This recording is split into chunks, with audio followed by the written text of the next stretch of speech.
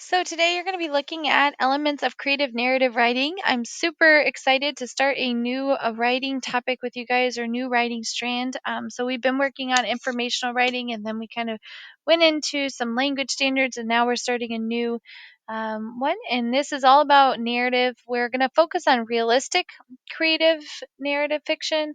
I know that sounds like a lot of words, but basically, you're writing stories that could actually happen, but we're getting creative with them in the fact that you're going to be pulling from ideas or sources that are kind of out there, one would say.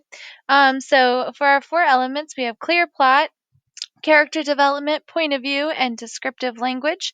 You're going to be using this instructional video to fill in your organizer, and your organizer looks just like this. So you'll have this assigned.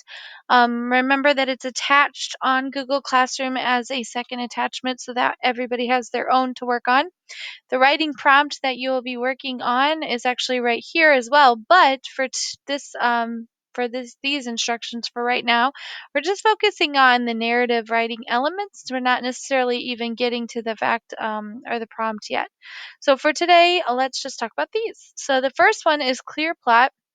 We know that clear plot means the exposition, which is just a big fancy word for the beginning of the story, interesting conflict, rising actions, climax, falling actions, and resolution. So all of those things are in the clear plot. In third grade, you probably remember it as somebody wanted, but then so. These are just fancier words for that exact thing. So your exposition is a fancy word for beginning. Interesting conflict is just a word for basically. Is there a conflict in your story that actually is interesting and it's not just like, oh, his pencil fell on the floor? Like, that's super boring. You don't want to write a story like that.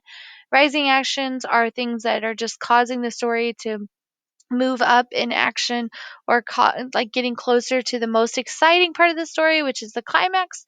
Falling action are the events that are leading to the solution, and the fancy word for solution or ending to a story is a resolution. So when you fill out your organizer, you're just simply taking that information and typing it here in your own words. So definitely write clear plot at the top, but then tell me, what are the different parts to the clear plot?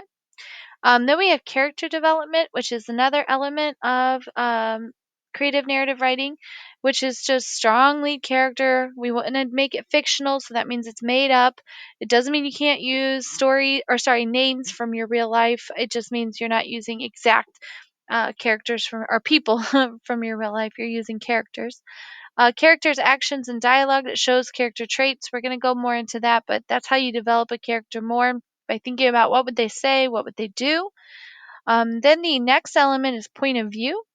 You want to choose one point of view and stick to it. So this is something for fourth graders that sometimes they have a challenge with. You want to make sure you're sticking to first or third person, which means you're sticking to a story where you're saying, I did this, or I went here, or you're sticking to a story where it's about a character. So like Sarah went to the International Space Station kitchen. She wanted her lunch for the day, and so on and so forth. So decide whether you're going to write first or third person before you want to start.